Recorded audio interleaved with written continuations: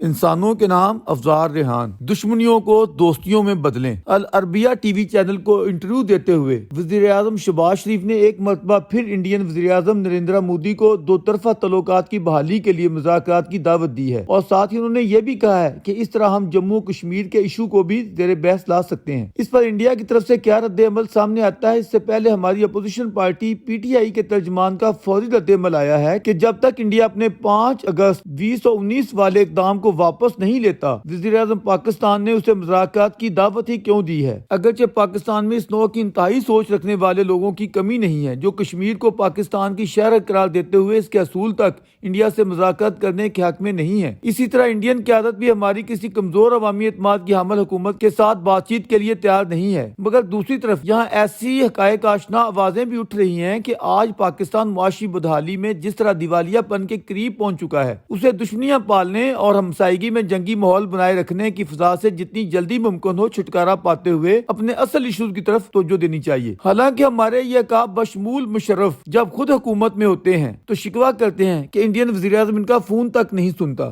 پاکستان کشمیر کے بغیر الحمدللہ پچھلے 75 برسوں سے زندہ و موجود اور آگے بھی انشاءاللہ نہ صرف قائم و دائم رہ سکتا ہے بلکہ پھل پھول بھی سکتا ہے۔ پانی کا مسئلہ نہرو لیاقت معاہدے میں ایک طرح سے حل ہو چکا ہے، لیکن ہمارا آج کا اصل ایشو ہماری ڈوبتی اکانومی ہے۔ اگر پاکستان کی معیشت نہ سنبھالی جا سکی تو پھر عالمی سطح پر اس کا وقار ہی نہیں ڈوبے گا، خدا نخواستہ اس کا وجود یا اس کی سالمیت پر بھی سوالات اٹھ سکتے ہیں۔ اس سلسلے میں بجا طور پر سوویت یونین کی مثال دی جاتی ہے۔ کیا وہ ایٹمی طاقت نہیں تھی؟ کیا وہ دنیا کی دوسری بڑی مسلح اور چاقو چبند فوج نہیں رکھتی تھی؟ جتنے ہمارے پاس ایٹم ہیں اس سے کہیں زیادہ ایٹم بم اور روایتی اسلحہ کے انبار ان کے پاس محفوظ تھے، مگر جب ان کی معیشت بیٹھ گئی تو ہر چیز دھڑام سے نیچے آ گری۔ درویش اس کی مثال اس طرح دیتا ہے کہ بالفرض آپ کی آمدن 5 لاکھ ماہانہ ہے، لیکن آپ نے اپنے گھر کی سیکورٹی کے لیے 20 گارڈ 25,000 فیکس ماہانہ کی تنخواہ پر رکھے ہوئے ہیں۔ ایسی حالت میں آپ انہیں پالیں گے یا اپنے کنبے کی بنیادی ضروریات پوری کریں گے؟ آپ کی فیملی نے بھی کھانا پینا ہے، بچوں کے تعلیمی اخراجات ہیں، بزرگوں کی صحت کے مسائل ہیں۔ آپ کہتے ہیں کہ نہیں، میری خطرناک اور مجھ سے تگڑے ہمسائے سے لڑائی ہے، بلکہ ایک اور ہمسایہ بھی مجھے بری نظروں سے دیکھ رہا ہے، اس لیے میں اپنے گارڈ کی کٹوتی نہیں کر سکتا۔ تو پھر ٹھیک ہے، آپ مانگت بن جائیے اور رشتہ داروں کی جیبوں پر نظریں جمائے یہ کہتے رہیے کہ بھائی دیکھیے میں بھکاری تو نہیں ہوں، بس یہ ہے کہ باوجود میرے گھر کے حالات ایسے نہیں رہے ہیں، اس لیے یا شیخ یا امریکہ یا یورپ میری کچھ مدد کر دیں، اور وہ ترس کھا کر آپ کی مدد کر دیتا ہے۔ لیکن کب تک؟ آپ سوچیں، اس طرح آپ کی اپنے رشتہ داروں اور دوستوں میں کیا عزت رہ جائے گی، جبکہ آپ کو ٹرک کی بتی کے پیچھے لگانے والا بھی کہہ گیا تھا کہ دیکھو عزت نفس خودی و خودداری بڑی چیز زمانے میں ہے، یا یہ کہ خودی نہ بیچ غریبی میں نام پیدا کر۔ کیا یہ سب باتیں سننے سنانے یا محض ثواب درین کے لیے ہیں؟ باسیتے قوم، ہم سب یہ سوچیں کہ آخر کیا وجہ ہے پوری دنیا میں پاکستان کی پہچان جنونیت یا پھر کشکول ہی کیوں بن کر رہ گیا ہے؟ کوئی بھی ہمارے ملک آتا ہے ہم لوگ پوچھنے لگتے ہیں کہ وہ ہمیں کیا دے کر گیا ہے۔ ہم دنیا میں کہیں بھی جاتے ہیں، ہم سے مراد ہماری قیادت یعنی وزیر اعظم کہیں بھی جاتے ہیں فوری پوچھا جاتا ہے کہ وہ وہاں سے کیا یا کتنا مال لے کے آیا ہے۔ ایسے حالات میں ہم دیانتداری سے یہ فیصلہ کریں کہ کیا ہم انڈیا جیسی دنیا کی 5ویں بڑی